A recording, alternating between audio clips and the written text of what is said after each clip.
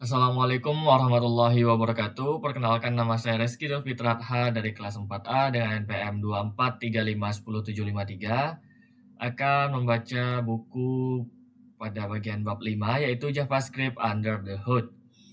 Capaian pembelajaran ini akan membedakan evolusi sintaks JavaScript dari ES5 ke ES6, memvisualisasikan manajemen memori dari distart dan heap, menjelaskan mekanisme execution, konteks, dan scope kind, menguasai konsep event loop untuk memahami bagaimana JavaScript, menerapkan teknik manipulasi DOM yang efisien dan dengan memanfaatkan event delegation untuk performa yang tinggi.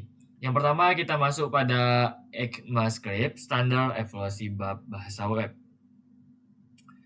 JavaScript yang kita kenal hari ini jauh berbeda dengan bahasa script sederhana yang diciptakan oleh Brandon Edge dalam 10 hari pada tahun 1995. Nama resmi standar bahasa ini adalah ECMAScript atau ES, yang dikelola oleh Badan Standarisasi Internasional bernama ECMA International, khusus Komite Teknis TC39. TC39 ini adalah kelompok insinyur dari perusahaan raksasa seperti Google, Apple, Microsoft, dan Mozilla yang bertemu secara rutin untuk mendebatkan fitur baru yang layak masuk ke dalam bahasa ini. Tonggak sejarah terbesar dari evaluasi JavaScript modern adalah rilisnya ES6 atau ECMAScript 2015. Sebelum ES6, JavaScript menggunakan ES5 terasa kikuk dan penuh jebakan seperti masalah scoping variable var dan ketiadaan sistem modul bawaan. ES6 ini membawa revolusi sintaksis besar-besaran dengan memperkenalkan let dan const untuk mendeklarasikan variabel yang lebih aman, arrow function untuk penulisan fungsi yang lebih ringkas, dan classes untuk pemrograman berorientasi objek lebih familiar. Evolusi standar ini menuntut kita untuk selalu menggunakan alat bantu seperti Babel atau tipe script compiler dalam proses build.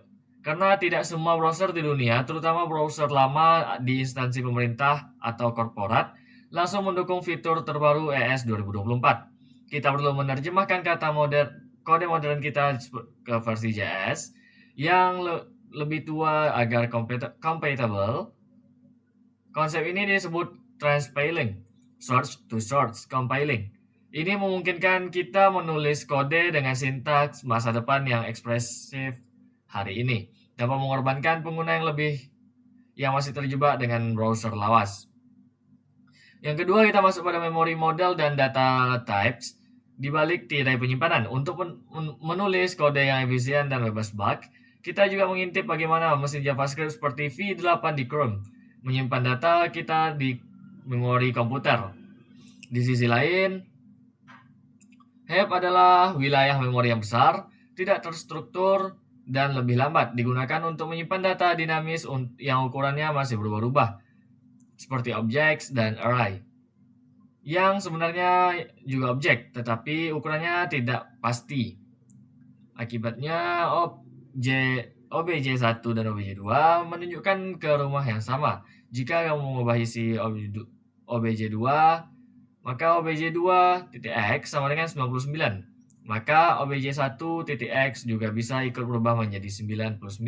Fenomena ini disebut shared mutable state. Untuk menghindari masalah referensi ini, kita seringkali perlu melakukan deep copy atau shallow copy. Shallow copy menggunakan spirit operator atau object assigned hanya menyalin properti level pertama, tetapi jika ada objek bersarang di dalamnya, referensinya tetap ikut. Untuk benar-benar memisahkan dua objek yang kompleks, kita butuh deep copy yang dulunya rumit dan butuh library eksternal atau Lodash. Tetapi kini didukung secara native oleh browser modern seperti fungsi structural clone. Lalu bagaimana dengan sampah memori? JavaScript memiliki mekanisme otomatis bernama garbage collection. Mesin JS secara berkala memindai memory heap dan mencari objek tidak lagi memiliki referensi variabel yang menunjukkan kepadanya. Pemahaman tentang memori ini juga menjelaskan mengapa kita menggunakan cons untuk array atau objek, tapi masih bisa mengubah isinya. Cons hanya menjaga variabel tetap atau tidak bisa diisi ulang dengan alamat baru. Tetapi ia tidak memproteksi isi rumah di alamat tersebut. Untuk benar-benar membukukan objek agar tidak bisa diedit isinya, kita harus menggunakan metode object phrase, membedakan antara variabel assignment dan value mutation.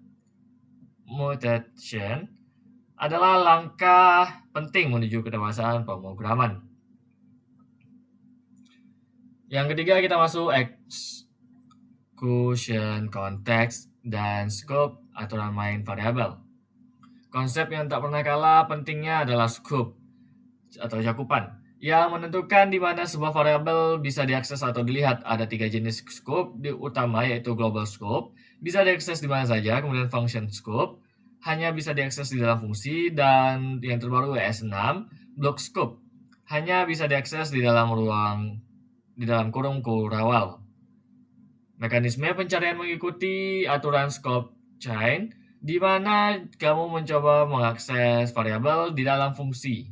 Di dalam sebuah fungsi, mesin JS akan mencari konteks lokal fungsi itu dulu. Jika tidak ketemu, ia akan naik ke konteks induknya, lexical parent, lalu naik lagi terus hingga ke global scope. Fenomena menarik yang muncul dari scope chain adalah closure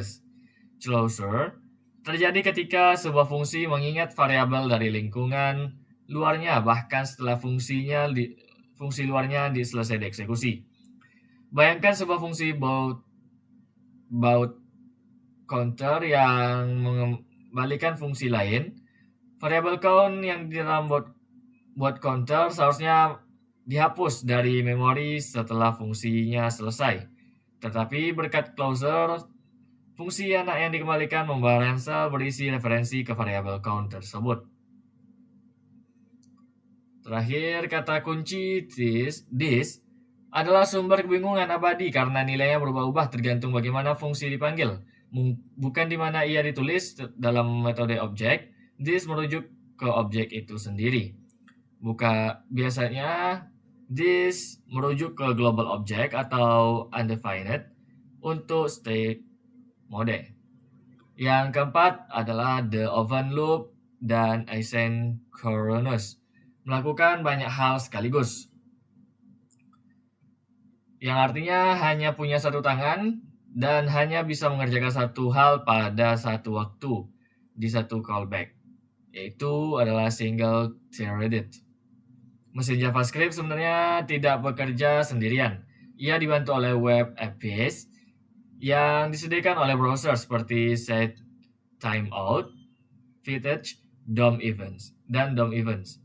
Web API inilah yang sebenarnya menangani tugas-tugas berat di latar belakang menggunakan thread tambahan yang dikelola oleh browser C++. Di sini event loop berperan sebagai pengatur lalu lintas yang tak kalah lelah. Tugas event loop sangat sederhana. Ia terus-menerus memantau cell stack dan cell break queue. Aturannya adalah jika call stack kosong, artinya JS sedang menganggur. Apabila satu tugas dari callback queue dan dorongan ke cell stack dijalankan, inilah mengapa set timeout dengan waktu 0 ms tidak langsung dijalankan. Selain callback queue, biasa ada jalur prioritas khusus bernama microtext yang digunakan untuk promise dan assign await. Microtext memiliki hak istimewa. Segera setelah call stack kosong, event loop akan memproses semua tugas dari microtext sampai habis tak bersisa dan bersih. Baru kemudian mulai callback ke biasa. Evolusi penanganan asynchronous di JS bergerak dari callback hill, piramida kode yang menjorok ke kanan menuju promise, dan akhirnya mencapai puncak di assign atau await. Namun ketika asynchronous ini datang dengan tanggung jawab, Kita harus hati-hati agar tidak membuat waterfall yang tidak perlu, di mana request B menuju request A selesai padahal keduanya tidak saling berhubungan. Kita masuk yang bagian kelima, yaitu DOM manipulation dan events, jembatan interaktivitas. DOM adalah antarmuka menghubungkan JavaScript dengan HTML, namun operasi DOM seperti document get element byte dan append child adalah salah satu operasi paling mahal alias paling lambat dalam ekosistem browser. Salah satu fitur powerful dalam ekosistem event DOM adalah event propagation yang terdiri dari dua fase capturing, turun dari root ke target, bubbling naik dari target kembali ke root. Kemudian memanfaatkan bubbling, kita bisa menerapkan pola arsitektural event delegation. Bayangkan kita punya tabel dengan 1000 baris dan setiap baris punya tombol hapus. Cara naif adalah memasang 1000 events listener ke masing-masing tombol yang akan memakan memori besar dan membuat instalasi lambat. Cara cerdasnya adalah memasang satu event listener saja pada elemen tersebut pada induk table atau table, karena event dari tombol akan bubble up ke tabel. Kita bisa menangkapnya di sana dan mencetak event target untuk mengetahui tombol mana yang diklik. Aspek penting lain dari manipulasi DOM modern adalah keamanan, khusus pencegahan serangan cross-site scripting. Properti inner HTML sangat praktis untuk menyuntikkan HTML string, tapi ia juga pintu gerbang neraka jika string tersebut berisi script jahat dari input pengguna. Selain event klik dan ketik, ada jenis event yang bisa membanjiri browser jika tidak dikendalikan, seperti event scroll, resize, dan mouse move yang bisa memicu ratusan kali per detik.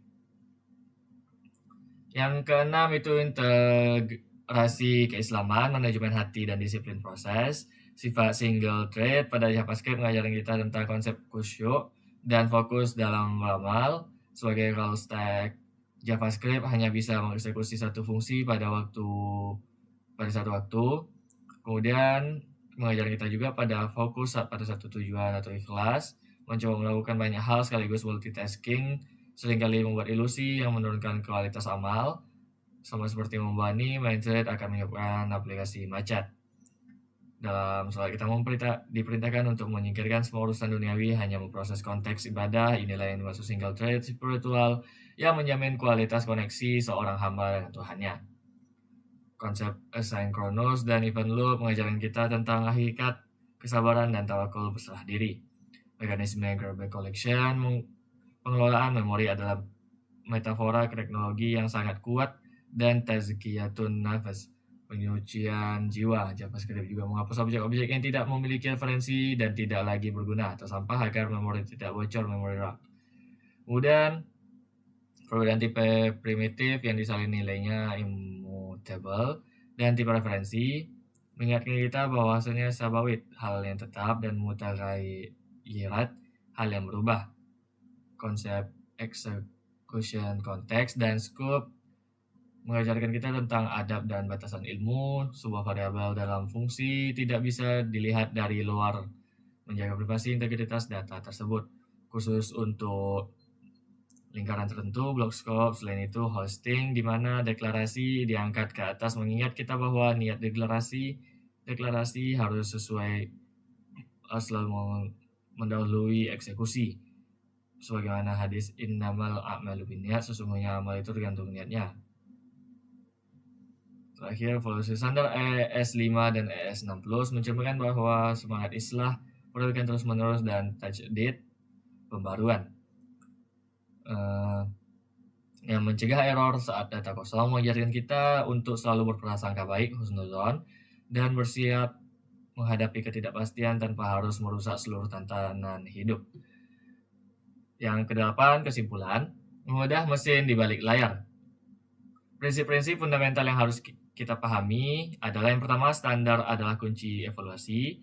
Yang kedua, memori bukan kotak ajaib. Yang ketiga, konteks menentukan realitas.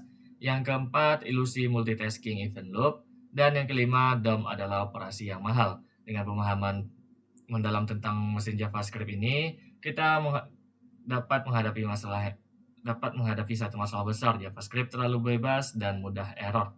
Mungkin cukup sekian yang dapat saya sampaikan. Wabillahi taufiq wal hidayah. Wassalamualaikum warahmatullahi wabarakatuh.